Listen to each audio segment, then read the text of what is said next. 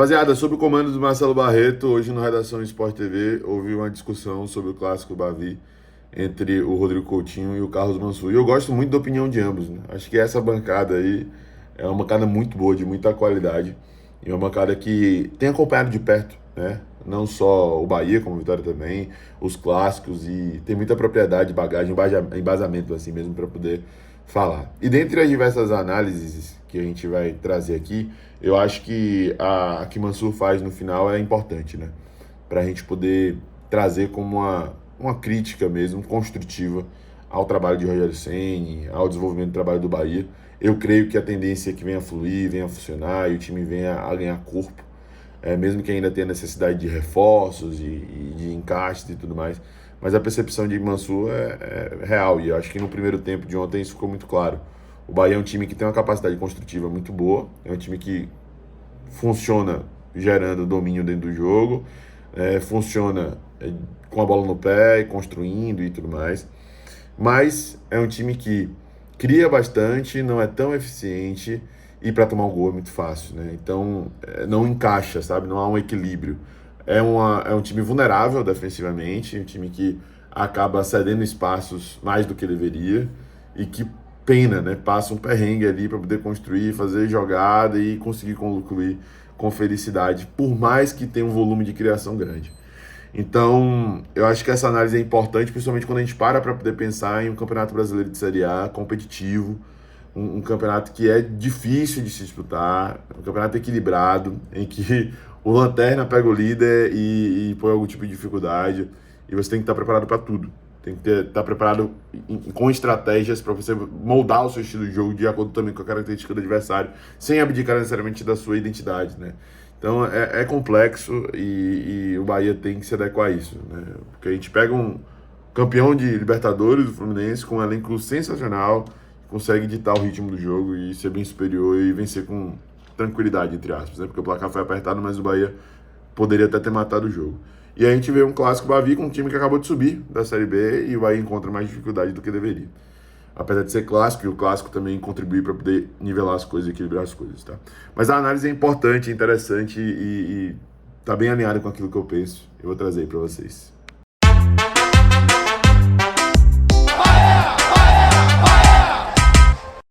E continuamos aqui na batida dos clássicos com mais um Bavi. Né? Esse aí é...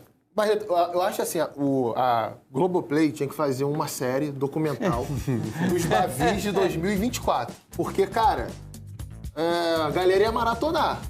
Quem gosta de futebol é maratonar porque... É impressionante, né? Cara, o roteiro é impressionante. As reviravoltas dentro de um jogo, os personagens...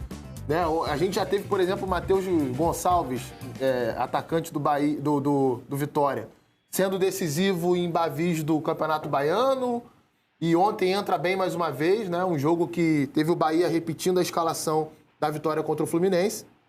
Mas, por mais que o Vitória tenha aberto o placar, a gente tá vendo aí o primeiro gol do Mateuzinho, que para mim foi o melhor jogador do Vitória em campo, era um primeiro tempo em que o Vitória não controlava exatamente o Bahia, né?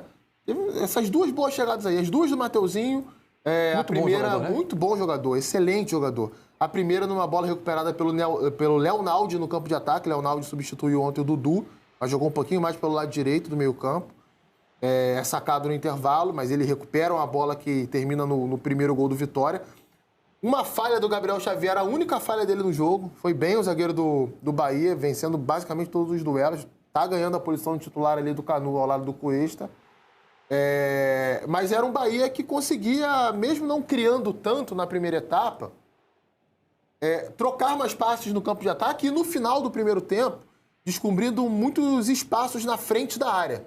O Vitória deu muito espaço na frente da sua área, talvez aí iludido pela marcação do Bahia. Tinha uma distância muito grande entre os volantes e o Mateuzinho. O Mateuzinho era o meia central e os dois volantes ali do Vitória àquela altura do jogo, o William Oliveira e o Rodrigo Andrade, tinham muito espaço entre eles e o Mateuzinho. Então, Dudu não jogou, Bahia... né? Oi? Dudu não jogou. Dudu né? tá lesionado, tá com uma lesão no joelho. E o Léo Naldi acabou substituindo. E aí vem o Bahia, termina melhor o primeiro tempo. O Léo Condé, técnico do Vitória, faz uma mexida no intervalo que pra mim é decisiva pro início do segundo tempo. Ele saca o Léo Naldi, coloca o Matheus Gonçalves em campo E aí o Vitória passa a apostar muito mais em contra-ataque, né? Assume de vez a postura reativa em campo. E aí é uma avalanche de contra-ataques no início do primeiro tempo. O Vitória cria 4 oportunidades, entre elas o gol de cabeça do Wagner Leonardo, que a gente viu ali. Para mim, uma falha do Marcos Felipe. Ele não vai bem no lance. E aí tem outras mexidas que o Rogério faz na sequência que mudam de novo o jogo. O Rogério saca o Cuesta, que não vinha jogando bem na zaga, entra o Rezende, que entra bem na zaga. Biel entra muito bem pelo lado esquerdo do ataque, Everaldo entra muito bem como centroavante. Bahia passa a ter uma outra atitude em campo e domina o jogo de tal forma que volta a aproveitar os espaços que o Vitória dava à frente da área. Ele ficou o Everaldo e o Tassiano, né? Ele fica com mais presença ofensiva. O Tassiano, nesse momento, ele parte da ponta direita, né? Ele começa na ponta esquerda. Mas ele ataca muito a área, né? O tempo inteiro. E aí ele libera mais o Arias. O Santiago Arias era um lateral que ficava mais preso no primeiro tempo.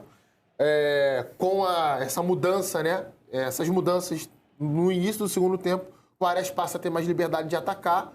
E aí o Everaldo, ele é decisivo para a virada, né? O gol que o Biel faz é uma jogada que o Everaldo recebe na entrada da área, bate pressado, o Tassiano tenta uma cavadinha, a bola pega no travessão, o Biel completa para o gol vazio 2-2. 2 minutos depois o Everaldo dá uma pancada na entrada da área e faz um golaço. É interessante falar do Everaldo porque na temporada passada ele foi muito cobrado, de forma justa, inclusive, pelo desempenho ruim que ele teve.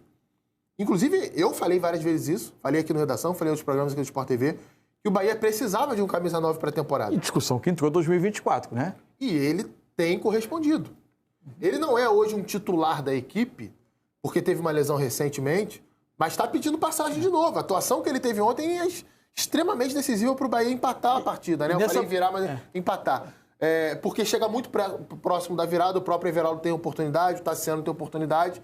E assim, eu acho que no somatório geral, o Bahia ele teve mais momentos de predomínio em relação ao Vitória no jogo. E nessa tentativa de equilibrar esse Bahia com esses talentos que o Bahia contratou, muitos meias mais leves e com mais com um trato de bola bom, teve jogo que o Everaldo sacrificou recompondo pelo lado direito do campo para o time tentar se equilibrar, né? Verdade. Eu não sei se o Rogério vai repetir isso, porque desde o momento em que ele fixou o Jean Lucas ali, meio que um 4-3-3 e um jogador mais aberto pelo lado esquerdo, que seja um jogador com mais características de ponta, o Jean Lucas subiu muito de produção no meio campo. Então, não sei se ele vai trocar de novo o Tassiano de lado, se ele vai fazer com que o Everaldo faça essa função e tirar o Ademir do time. O próprio Biel entrou muito bem ontem também, então eu acho que seria natural ele ganhar uma sequência na equipe. O fato é que o elenco do Bahia mostrou várias opções.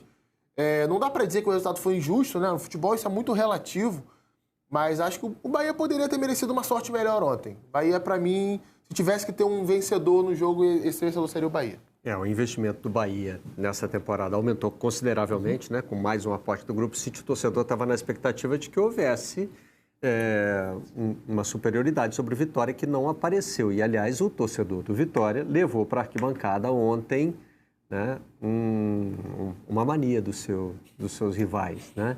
A gente sempre brinca aqui com o fato de que torcedor... O Bahia não conquista vitórias, né? Conquista triunfos, né? Houve essa faixa, né? E aí tem essa faixa grandona ali atrás do gol. A frase completa, né? Confesso que eu não vi. É imponente a ponto de eles se recusarem a dizer o nosso nome. Vendo a câmera de transmissão do jogo, né? Eu só consegui pegar metade da frase e fiquei curioso. Mas não consegui encontrar em lugar algum. Eu acho que pro Vitória no Campeonato Brasileiro, esse jogo contra o Bahia deixou para mim a sensação nítida de que ter essa postura de um time que vai marcar um pouco mais atrás para ter campo para contra-atacar, talvez seja a opção mais viável pelos jogadores que o Vitória tem no elenco. Até mesmo o Alejandro, que é um centroavante, e para mim ele fica aquém dos outros centroavantes da Série A do Campeonato Brasileiro, a grande maioria deles, mas ele é um jogador que tem explosão, né, em relação a outros jogadores da posição. Tem Osvaldo por um lado, Matheus Gonçalves do outro. O Mateuzinho, que a gente já elogiou algumas vezes aqui, ele é um jogador mais cerebral, mas ele tem um raciocínio muito rápido. Ele tem o drible, ele tem a condição de bola. Então, esse tipo de jogador em contra-ataque funciona bem. Os volantes do Vitória têm essa imposição física do duelar e puxar a transição o tempo inteiro.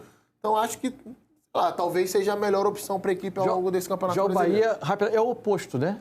O Bahia é um time que precisa costurar muito para construir os seus gols. do controle. Ele não tem aquele jogador que do nada pode... Aquele atacante de um nível de imposição que do nada ele faz acontecer um gol.